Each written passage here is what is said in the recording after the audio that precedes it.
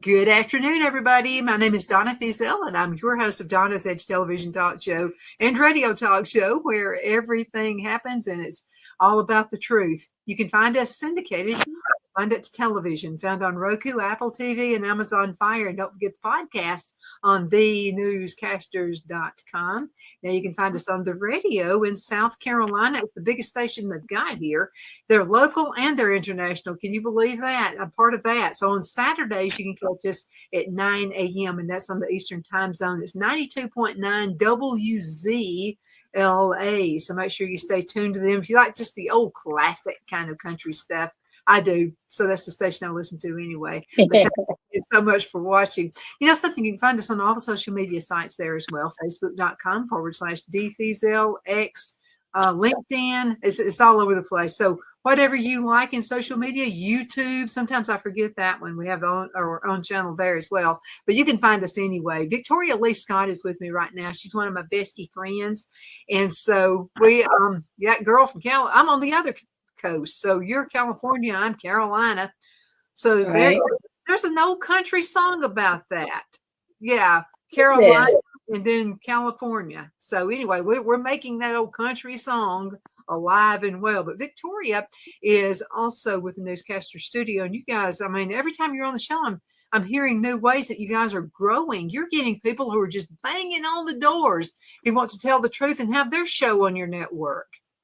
Well, there is a lot of growth. And what's happening is what Murray and I found out is that one of the biggest lines for unemployment is in media, journalism, and writing. I have had producers from Newsmax in conversations with me. I've had Discovery Channel guys who have been let go.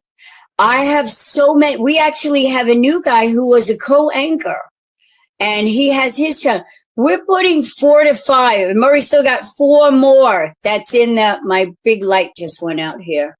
That Murray's putting in the, I don't know what happened. I lost my light. Okay, well, we're going to have to work this way until, I guess it got too hot, Donna. My little light there. So okay. I'm going to cool it off. Now, there's a few liberals who've lost their jobs, because of what they said about Charlie Kirk. Any of those hanging around, you going to put them on? We've had nothing but positiveness coming back.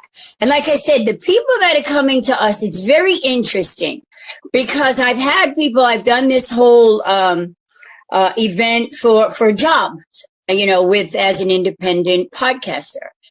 And I've had a few that actually were liberals, but yet the more they talk to me, I had a guy literally that says, well, I don't think I can, I belong on your station. And I said to him, you don't seem to understand what I'm doing here. This isn't one-sided.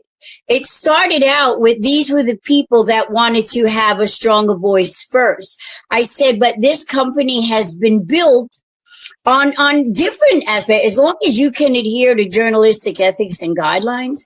There isn't any reason why a person couldn't have their studio here with us. And it's been very interesting to hear people say at the end of a conversation that you've persuaded me, Victoria.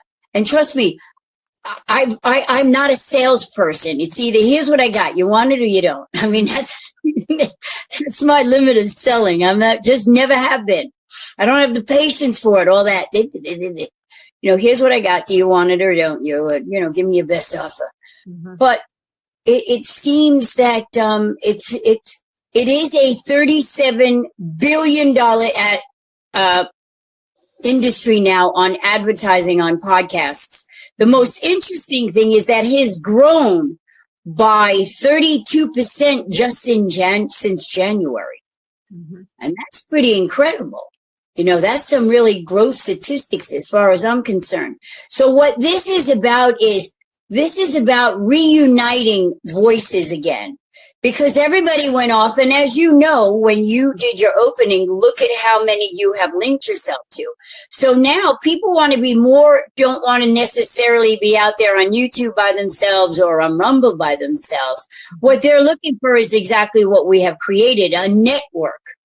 And now we are interchanging with each network. And now, we like here, I'm a guest on your show. And, we do this branding of each other, which kind of gives us a stronger voice because we're supporting one another. I mean, and that's the difference where everybody's out there on social media. But what we have built and created with the Newscasters Studios, we are a social media podcasting news network. And we chose to own the network and build from the ground up to be where we are now, having no idea that we would witness almost a total collapse, not only of media, but of the whole Democratic Party. I mean, so it's just very interesting in this time how for 20 years, I just got all these wonderful messages on, I've been doing this for 20 years, Lawrence's book. 20 years it's been on Amazon, and that's incredible. When he wrote that book, nobody wanted to hear what he had, they couldn't believe it. Today, that book is explaining exactly how we got here. He knew exactly what he was talking about. And it's just interesting that 20 years have gone by, and I went for a walk this morning. And actually, I walked back from my rent-a-car. And I was walking and just really contemplating on, it wasn't that many years ago when Lawrence told me he had cancer, that I found myself on the same streets walking home today, not meaning to. And then to identify with how I cried, except I had my dog at that time, all those years ago. But I felt the same, like, where do I go now? I mean, what I just experienced in the last 24 hours was life-changing. And I got to do that. So in all of it, this is about bringing us all back together. Everybody has their platform here and there. But now what people are finding themselves is they're a lone little voice out there. It's like, hello, not that their voice, you can have 8,000, views or hits. But the thing is if everybody's not in a discussion on it and expanding the thought process, then you're just out there. You might as well just take a picture of your dinner and post that, because the same 8,000 people are going to click that. It looks good. So, we have the opportunity to do that. And with this company, you and I have come a long way. Right? We've been doing this a long. There wasn't even the word podcasting, girl. It was internet radio. Right? So, we have to keep bringing the voices back and giving people, and especially the next generation. I rented a car on Saturday afternoon and took off right after midnight to go to Arizona from Long Beach, California. I pulled into the parking lot. No stops. I had my snacks. I had everything I needed. And I rented a charcoal black Dodge Charger, which, trust me, I never want to drive a Dodge Charger that distance again. I was doing 90 and I was scaring myself. I'm like, girl, this is crazy. You got to slow down. I mean, it was nuts how fast this car was.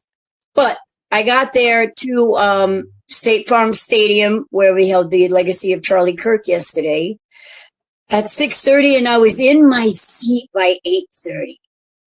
It was an emotional, incredible day. To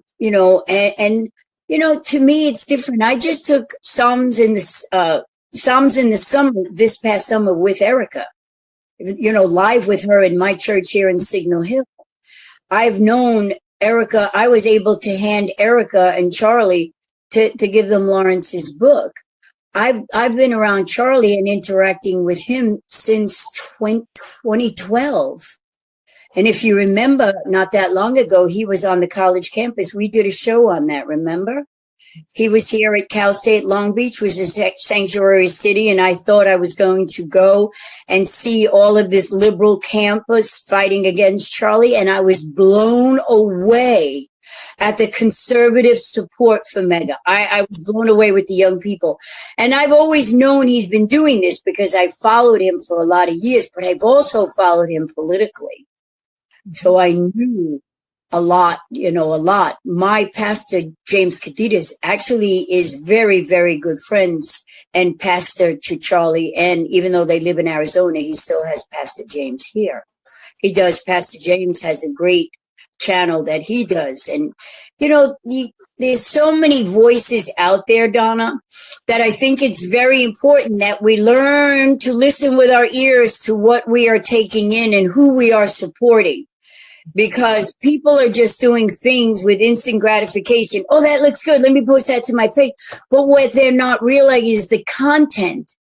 And that's what we have to go back and look at, the content of what we're bringing. And that's the basis of the Newscasters studio, to give people who do have something to say, who really have come to a point of understanding their own lives, that there's actually a blessing to be able to do what you and I do.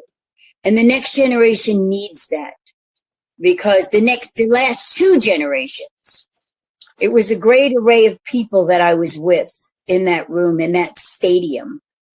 And I mean, there were over 200,000 people there. Let me ask you a question. Okay, so really, you drove, when you pulled up into the parking lot, what was the atmosphere? How did you feel? okay. Actually, as I drove up, I knew I was early. I knew I was really good timing, because the gates didn't open till 7. But I knew there were already 10,000 people lined up at midnight the night before. So they camped out and everything. But then when I got there, it just seemed I didn't go into the line to park in the parking structure, which I chose. There was a field, and it was for $5. You could park your car on the field. But at that point, I made a quick decision. Instead of getting in that big line with all the school buses and all from all over, and to go that way, getting in and out, it just seemed so congested that I jumped in this lot.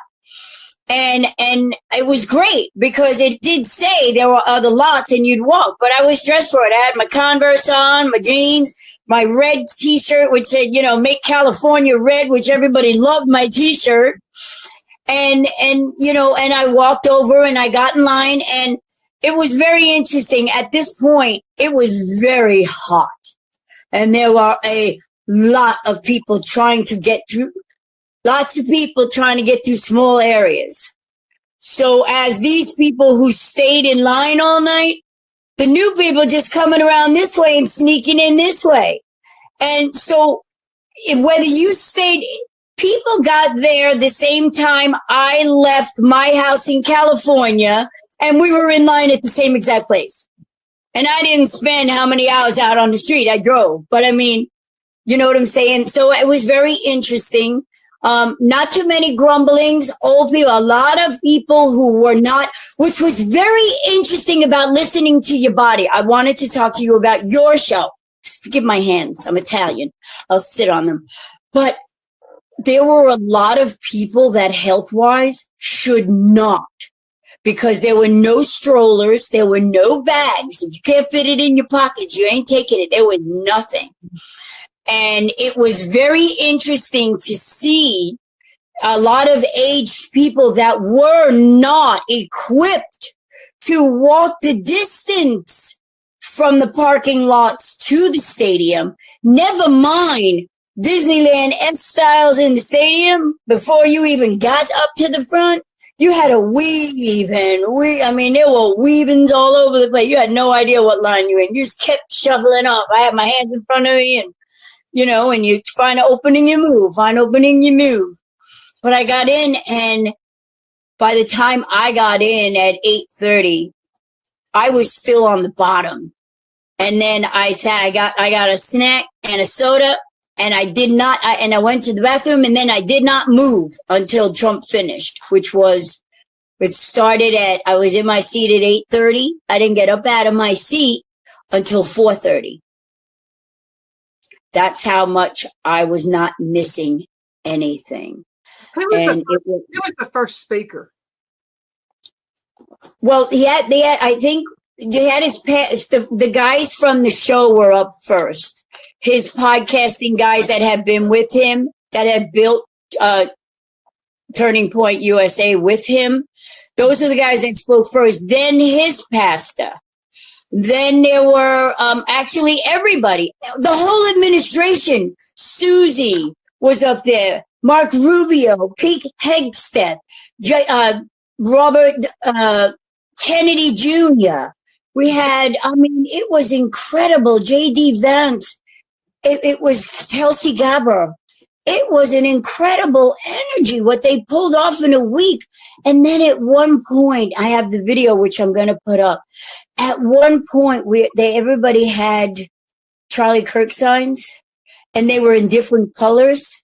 And there was a tribute, and it was just the rows of the signs.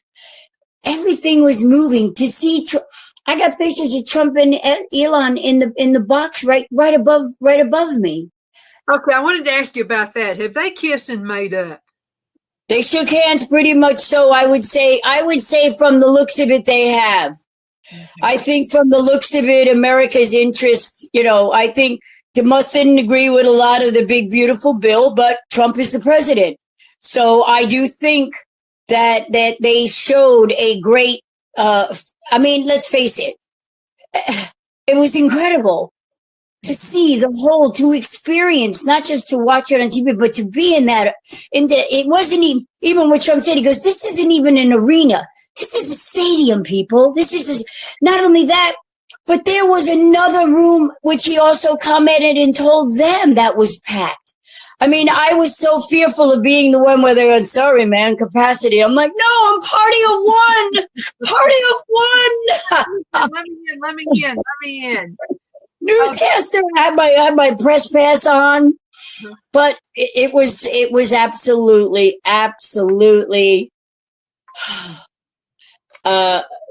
so good. Not necessarily for you and I, Donna, but for the young people. I even said to you, two young men, I said, what brought you guys here? And they were maybe high school. And they said, religion.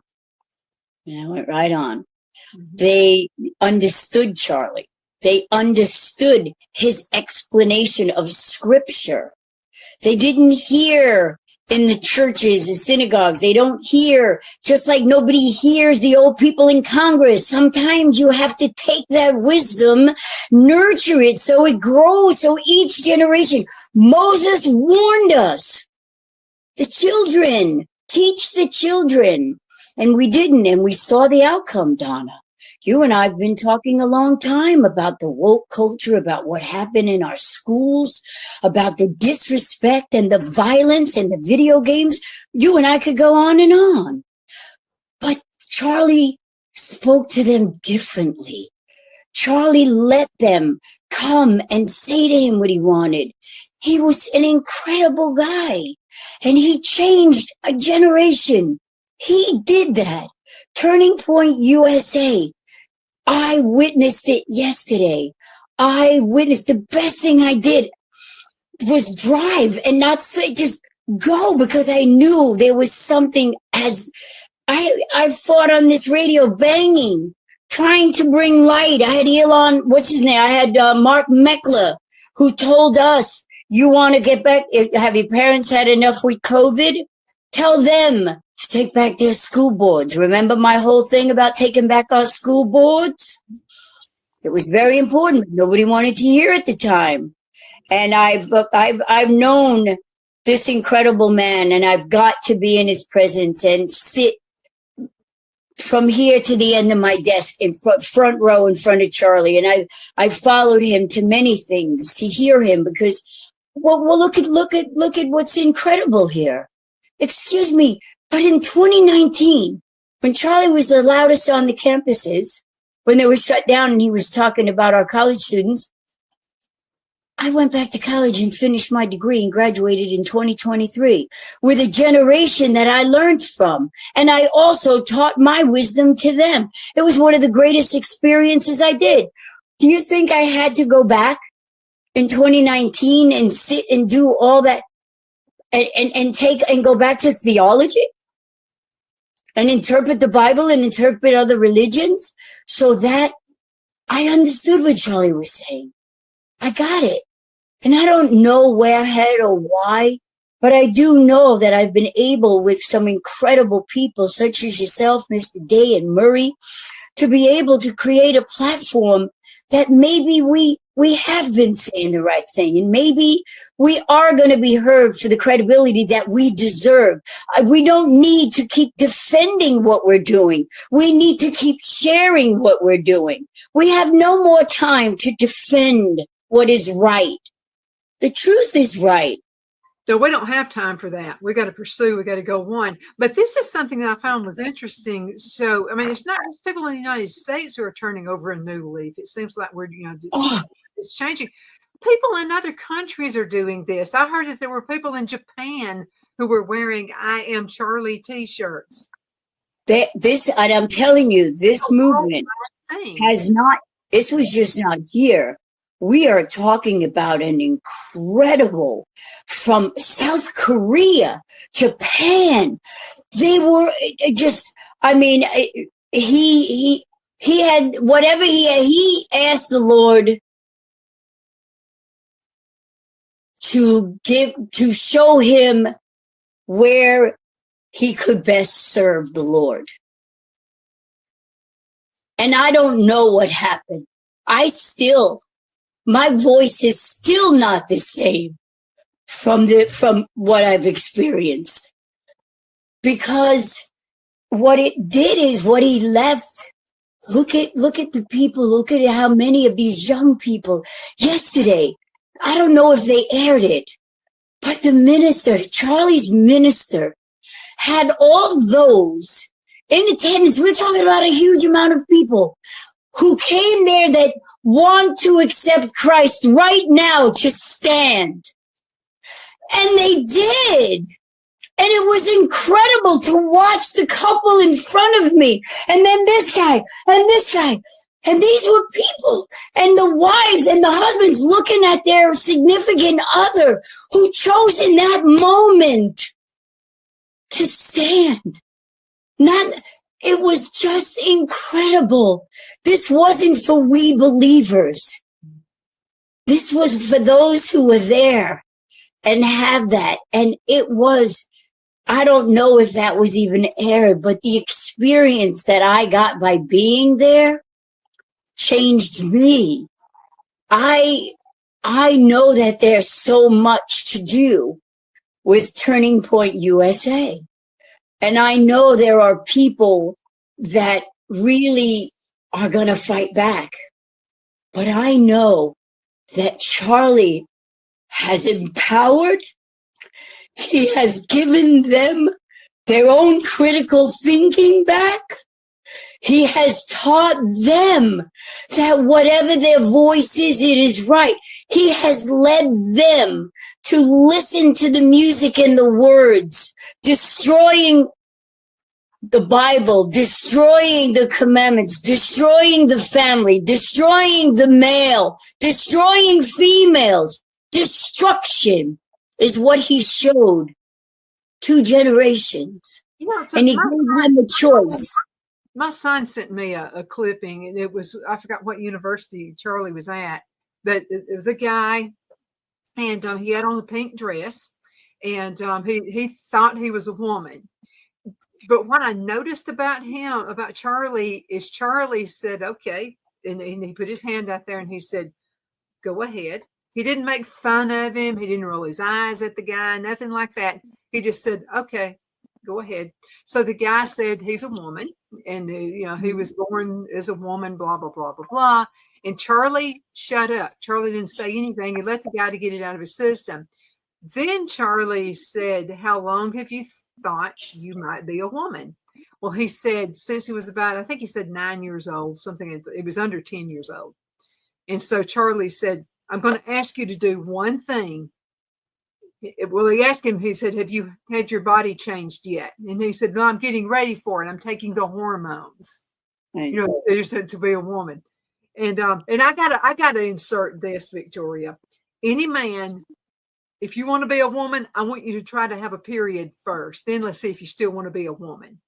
Because I'm just telling you, I had rough ones. But anyway, so Charlie said, okay, but before you mutilate your body, you need to seek counseling. And I mean, he was just that blunt with him. He wasn't being a smart aleck, nothing like that. He really seemed to care for this guy. You know, I care about whether you mutilate your body or not, is what he was saying. He said, just to do that one thing, get counseling before you have your body mutilated like that. Well, the guy agreed to it. He said, okay, like that. And he said, that's not what you are. And then the guy went on to say, you know, started putting other things out there. He said, why do you think you're a woman? He said, you were born a man.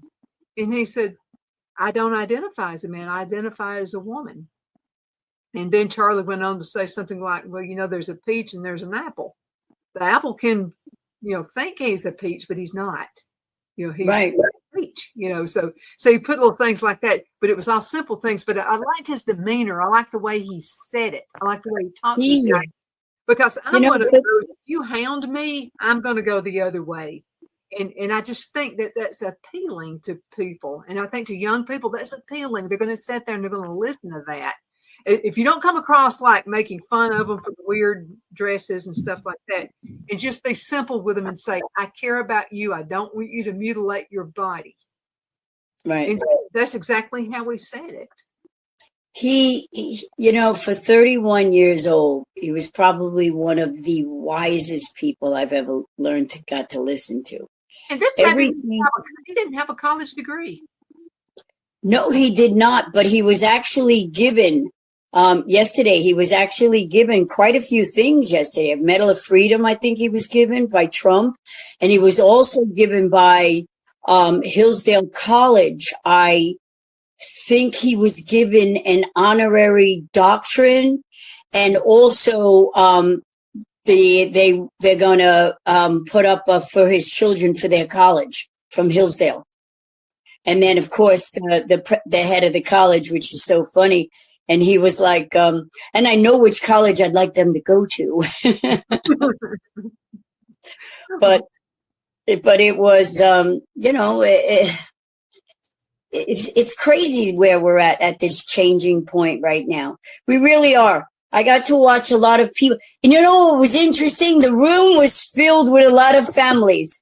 It wasn't just this one and that one. There were couples that were married, but there was a lot of mommy and daddies and their college age children.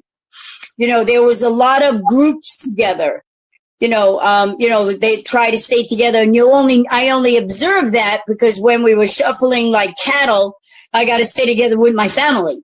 Mm-hmm. But getting back to your point about listening to your body, in this whole time of being shuffled through, you know, to get in, which they did a very good job, don't get me wrong. And it was amazing how many people took on that task, that their body was physically, I cannot tell you how many people were down, you know, losing it, tough, fainting, dizzy. And they warned us of it. They told us what to expect here, you know, and it was just, I was just very, very interesting. Even people, there were no strollers. So as hot as it was to hold children was, you know what I'm saying? You're holding a 2-year-old. Oh my goodness. I remember when Brad was 2. My goodness. You're going to put a 2-year-old down. You can't even put the baby, you know, so, and there was no strollers or none of that. You couldn't bring any of that. So I just found it very interesting that people chose to bring, you know, infant babies and hold them in the sun. You know, I mean, but we're in a parking lot. There was no canopies. Yeah, but imagine this, you're a baby, then you grow up. You can be told that you were brought there when you were a baby. It's right.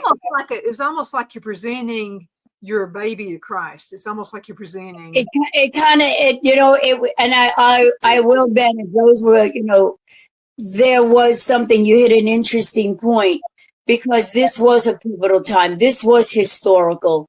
And I think parents that have stood by and were able to observe it did want to bring. I mean, I watched one guy, the baby was totally wrapped because the son, he had to walk, and I was walking this way and he was trying to find it, but he had that baby totally. And I'm like, Poor little baby got to be so hot in there, but he couldn't keep the beating sun on the baby, and the t-shirt in black didn't help much, but hey, you were my, hey, all right. So it was very interesting, but I think your point is well taken, that I think people wanted to be a part of a historical moment and allow their children to be part of that moment. That's a true. And think about this. Okay, when the left, when they are trying to have a cause, and I mean, they say we go wild and crazy and all this kind of stuff, but there's a strike difference between the way us conservative handle things. I mean, we're not burning down cities. We're doing nothing like that. This is a family venue. This was somewhere. So this is what I heard. I heard that there were actually more people there than there were at JFK's funeral or at Martin Luther King Jr.'s funeral. This was the most, if there was anything in that stadium, Charlie Kirk, out of all the history of anything, created the most in attendance. Historical. I kid you not. And I just happened to sit next to a guy who was also there solely, but he also had the ins and knew so much about what was going on behind the scenes. There goes my light again. That behind the scenes, that he was a wealth of knowledge to sit next to him. He knew a lot of stuff. And I was like, he's over there telling me, I'm like, oh, tell me more. I didn't know that Tulsi Gabbard is Hindu.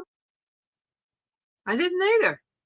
Well, yes, he is, and he's brought it right up to me. Wow. He was a wealth of knowledge on many things. Sometimes people our lives at significant times. We've got to go into a commercial break. Can you believe half the show is already over? Let's go into a break. We'll be right back in just a minute. I want to hear what your thoughts are on the presentation from his wife. I would like to 100%. Yep. Okay, we'll be right back. Twin City Used Car Sales has been serving drivers in the Northeast Alabama area for years with a quality selection of late model used cars, SUVs, and pickup trucks.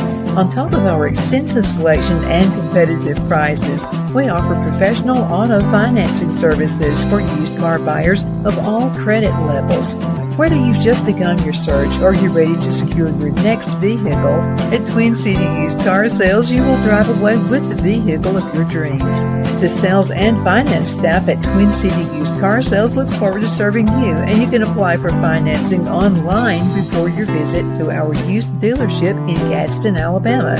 Check us out on the web at twincityusedcars.com or go by our location at 901 First Avenue, Gadsden, Alabama. We sincerely look forward to serving you.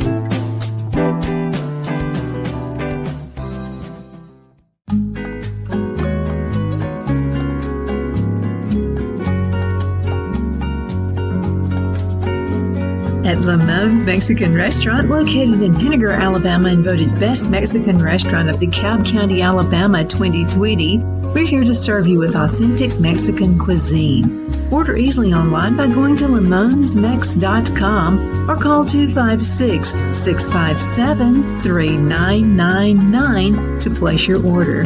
We're open Sunday through Thursday, 11 a.m. to 9 p.m. and Friday and Saturday, 11 a.m. to 10 p.m.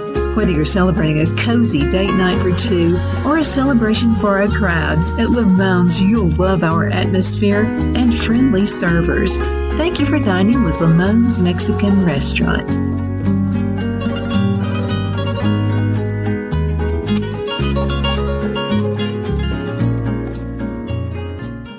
At Liberty Bank, we're all about community, whether it's to help with a charity fundraiser or help families in need. Toys at Christmas or a local football team, we're here for you. You see, we realize the importance of family. Sometimes it's to build a new home or necessary home repairs. We're here for you. If you like the feel of a small town bank with all the conveniences of a big city bank, we're here to serve you. You will find us at any of our convenient locations in DeKalb, Marshall, Etowah, and Blount counties in North Alabama. You can call and speak with any of our friendly staff at 256-659-2175 or check us out on the web at libertybankal.com. And thank you for your support of our community. Member FDIC Equal Housing Lender.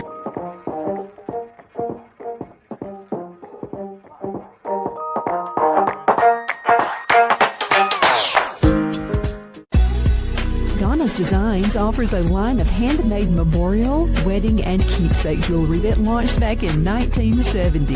I'm a self-trained jewelry designer, and I will work closely with you to create unique designs you can love and treasure for years to come. Whether that be flowers that were used in a funeral arrangement or stones you found on the beach at a memorable trip, call me at 256-659-4319, and let's think of the possibilities. My name is Donna, and I'm your host of Donna's Edge Television Talk Show, where truth matters. Thank you so much for watching every day, Monday through Friday, beginning at 1 p.m. as we get to ride home with you in the afternoon.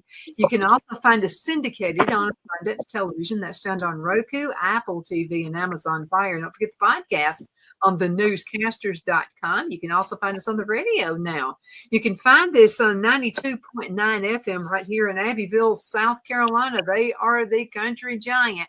So thank you so much, WZLA, for letting us be part of your world. We definitely appreciate that. Saturdays at 9 a.m. We're so proud to be part of that team as well. You still find us on all the social media sites. So Victoria Lee Scott is with us right now. And wow, what an interesting time you had. To be part of this had to be almost overwhelming and awesome at the same time. It really was. The amount what they were able to do at one point and turn over in the rows and the signs for him in that silent moment, and that just the inspiration that was there from everybody. I mean, to watch our whole, to be there and listen to the whole Trump administration was incredible. It really was. And Erica, I mean, I did Summer in the Psalms with Erica this summer. Women's Bible study, and we did it live. So it wasn't on Zoom. It was live here in Signal Hill Cavalry Church. And she herself has an incredible history. This journey now, because she is the CEO of Turning Point USA now. And it was very interesting on how many voices stepped up in the beginning. And I think she was very guided. I think that there was an opportunity for certain people to step in at a crucial time for her. But I also think that she is such a blessed and glorified child of God beyond. She is one of the truest humans. And I don't know a lot of things. I still have a lot of questions in me that I haven't quite resolved. I really haven't. So I'm not opinionating on anything. I just knew that I needed to be there. I needed to hear her. I needed to hear the president. Everybody else was just icing on the cake. You know, to Pete Hegseth with protecting our country, Mark Rubio understanding the threat. I mean, just everything that went on was more. It was life changing, I think, for the next generations. Okay, I think Erica. Start with President Trump, then I want you to get to Erica about his speech there. What did you get out of it?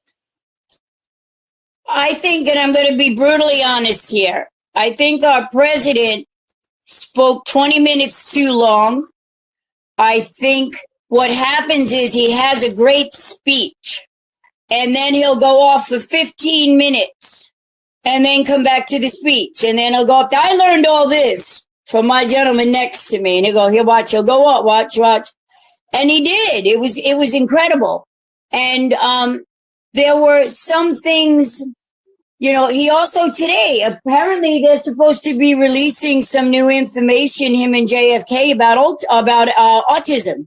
I think they're linking it to pregnant women and Tylenol. So that's coming out today, where they don't do Motrin or ibuprofen. Pregnant women are told to use Tylenol. So apparently they're supposed to make an announcement today, this afternoon, on that. But, you know, just everything, like I said, he went on. You know what I found to be, and I'll be real honest with you, what I found to be the worst thing out of if I could say what was the worst thing, I had so many highlights, but what was the one thing that disturbed me the most? The amount of people leaving during the president's speech. Why were they leaving? I literally watched a quarter of that stadium exit while the president was speaking. And I leaned over to him and I said, I am blown away on how many people are leaving this stadium right now while this president, I don't care I wasn't leaving until he was done. Mm-hmm. But I was blown away.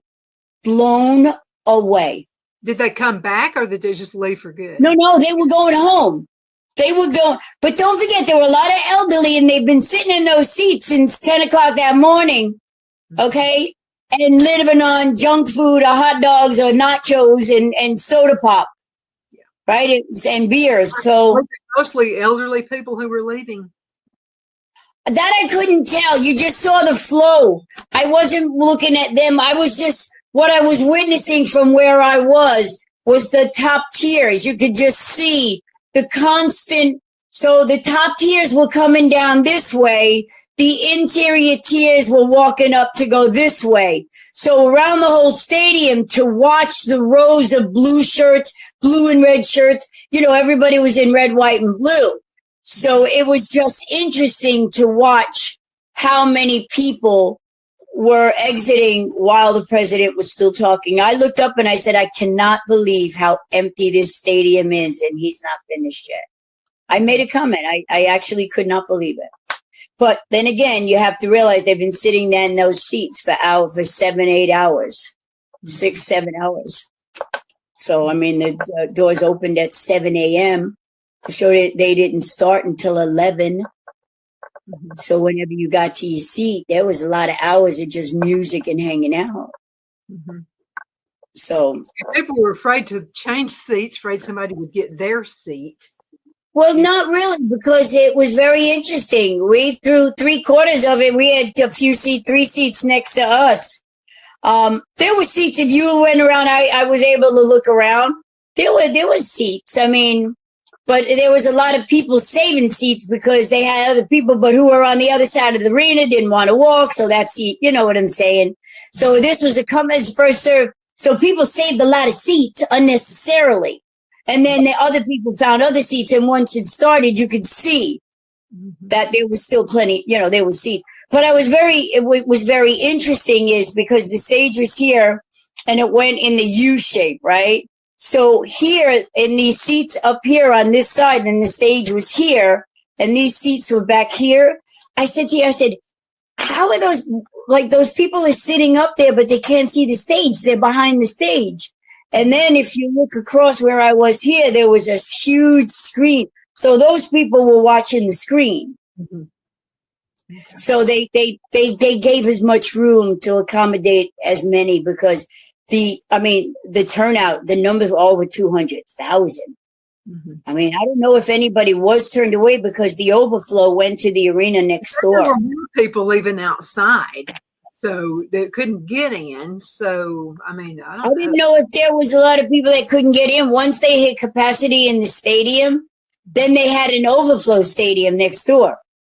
And Trump actually apologized to those people about not getting them in. And he also said, if anybody in here wants to give up your seat.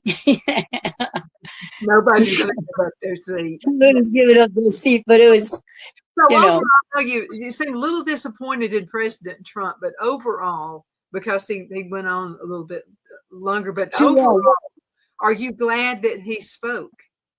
100%. He showed great support. There's something, all right. I don't want to go too much because I haven't chewed the cud. I haven't processed what I want to really get into. But I do think from behind the scenes that this administration has chosen to change the course of this country through this event. I do too.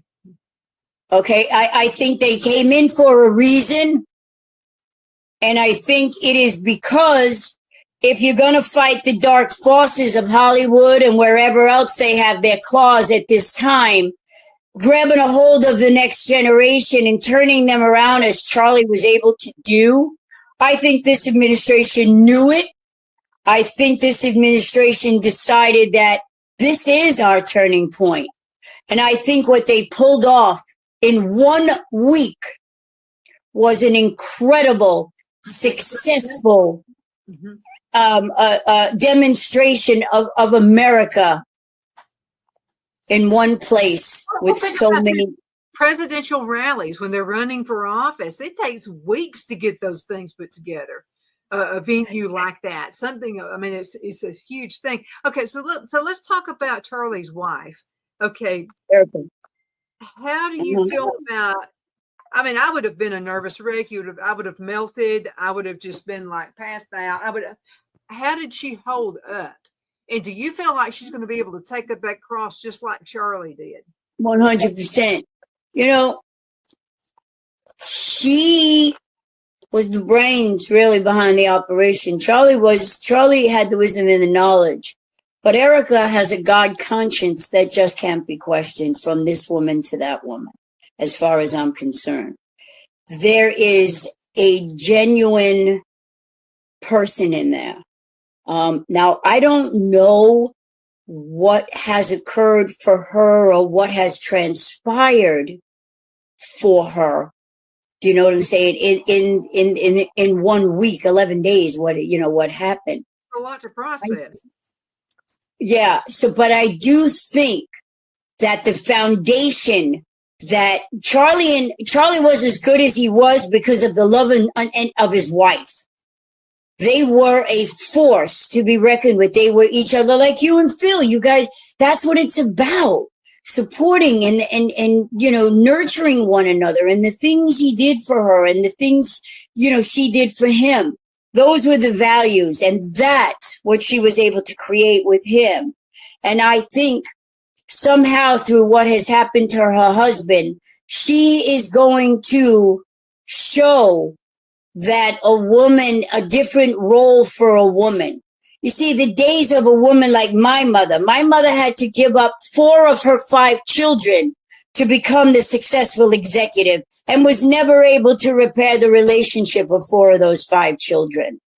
I, on the other hand, waited until I was in my 40s to have my child because I was able to be room mom, class mom, PTA mom, dance mom. Where we going? Field trip? Okie dokie. Got the sanitizer, So I changed that. But what I think Erica's bringing to the table is the wife. The wife. Why is that such a bad word? What we've done to that, and that's a place to be upheld. And the reason I'm understanding that is because I love Lawrence and he was the father of our daughter. But every time Lawrence and I planned to get married, it never worked out. I've never been married. For the simple fact is, I need what Erica had with Charlie. I need what you have with Phil. I am not going to create it. It is going to be God's gift to me. And I will wait. And if it's not here, it'll be with Jesus. What do I care? Right now, I'm going to be the best woman. And I'm going to continue baking. And I'm going to continue growing things and nurturing. And still run my companies and run my hair salon for 30 years. Let me ask you a question. Okay, but do you feel that Charlie felt like he was going to be assassinated sometime in the future, whether it's near or later? And do you feel like he coached Erica just in case this happens to me? 100%. As I watched Charlie's surveillance team over the years. Remember, this was a kid on a campus with a folding table. Yeah. I remember, the start, and I know what he was doing to wind up with the security team that he had. Yeah, him and Erica knew exactly what the plan was. Bottom line, there was a plan. There was, and not just, but look at the connections that Charlie himself had. He was on everything. Lorraine, he was interviewed. He interviewed Trump. He interviewed Newsom. He did everything. He spoke to college campuses. He went to England and spoke to Oxford and corrected those students. That's a video to watch. When he corrected them, he was incredible. So I do think that they had definitely a plan of action if this was to happen, without a doubt. I feel it was too. So let me ask you a question. If you had to pick one person in the Bible that was very much like Charlie, who would that be? Joseph. Joseph. Why Joseph? Well, because when Charlie first started out, Charlie was cast aside. Charlie was just, it took a long time for Charlie to begin. They thought he was 18 years old. He wasn't in college. This kid wanted to form a movement. They laughed at him. They snickered at him. They shut doors on him. And he was cast aside, no different than Joseph. But he never lost his faith. He never lost what his desire was. Do you know that Erica was actually on a job interview to be hired by Turning Point? And when Charlie's friend told Charlie she was way out of his league, he'll never get her, Charlie turned around to him and said, sorry, but, she's not going to be your employee. She's going to be my girlfriend. You know what I'm saying? And he knew, what the path was for him and what he was choosing. I don't think he knew it was going to happen as fast as what has happened to him. But I think that just as all throughout, like with Joseph was there because he had answers in a time when nobody else did. Charlie was there, like Joseph, that had answers for a time when nobody had answers for our children. Not even our parents couldn't control or have their children. They just gave them everything. Well, people are looking for answers and people want to complicate the answers. And it's Right. really not that complicated. It's really not. If you were to ask Charlie, let's say you could have an interview with Charlie right now, what would Charlie say would be the one thing, if you had to have a code of ethics, what would be that number one? Let's say you could only have 5 code of ethics for raising kids nowadays. What do you think number 1 would be? Oh, teaching your children about Jesus Christ. What held Charlie together was his faith. Scripture doesn't lie. I went back to school to learn it in so many different languages because I was so afraid of listening to what I truly believed that I actually put myself through college so I could graduate and go, all right, so now you do have an opinion. What are you going to do with it? But I needed also, but Charlie had that inside of him. Charlie knew that it wasn't about changing the establishment. It wasn't about changing the academia. This was about changing what was put into these students. This was about changing what was happening to our youth. And he was young enough to realize it. We're running low of time. So what do you think? Because I know you've done a study on this and you've studied Charlie before he even got assassinated. So Correct. Charlie could say, if he could tell every parent in the world one character trait their kid needed to be successful and to be a functioning human being of a Christian faith, what do you think that one character trait would be? A belief in Jesus Christ, a true faith in Jesus Christ. That's what he was about. And that's what it comes to. What does one believe? Remember, scripture is meant, there isn't anything that we go through in any emotion that all these years that wasn't written about and answers are given to us. Charlie was so wise in understanding the mind of a youth and the questions, but yet he knew scripture and he knew Christ in a way that most people don't. The wisdom that he knew for his 31 years, it softens me and brings me to tears because, gosh, if this is what he did in 31 years, what would he have done with another 60 years? the thought of that. So how can I have to study what he did. He changed 2 generations. And I don't want that to be lost. And if we don't understand what he brought to the table and pick that up and continue what he started, then you know what's going to happen? Evil will come in again. And it will find a void, because Charlie's voice isn't the one there. It will find that void and it will destroy, because that's its purpose. So I need, and there's that bright sun. You see right now, bright sun is coming in my eyes. That happened when Erica was talking in the stadium. There were clouds all day. She said a few things that sun, and I looked at the guy next to her. I said, do you see the sun on the whole stadium? And I knew it. I felt it. It happened twice. And I'm like, do you see that? It was electrifying. But that's what I'm saying. I feel I got in a car and drove all those hours by myself, got there, figured it out, did what I had to do, because I knew what he was about. And I cannot in good conscience, I cannot sit by and say, well, it was what it was and that's it. No, it is what it is. And that's what I want to remember. I want to continually teach and show Turning Point and continually bring to the table. Because right now, let me tell you what we are seeing. We're not even going to go there, but my biggest thing is the children. And we've got a problem with child trafficking. We've got a problem with child pornography, and that's a whole nother show for us. But my point is that it is about the children. It is about that. And Charlie created between you and I and my daughter, who's 28, Charlie created, he was the gap that filled that gap. Whether people want to realize, but he did. He did unite voices. He did bring generations together.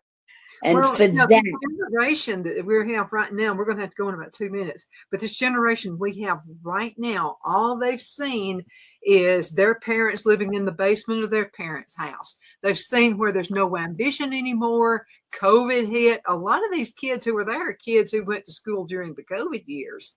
And they lost their across the stage, have their graduation. So many didn't get to have a prom. I mean, so many things were taken away from these kids, and what was meant for harm, I think, has turned out to be a wonderful thing. Okay, so let me finish with this.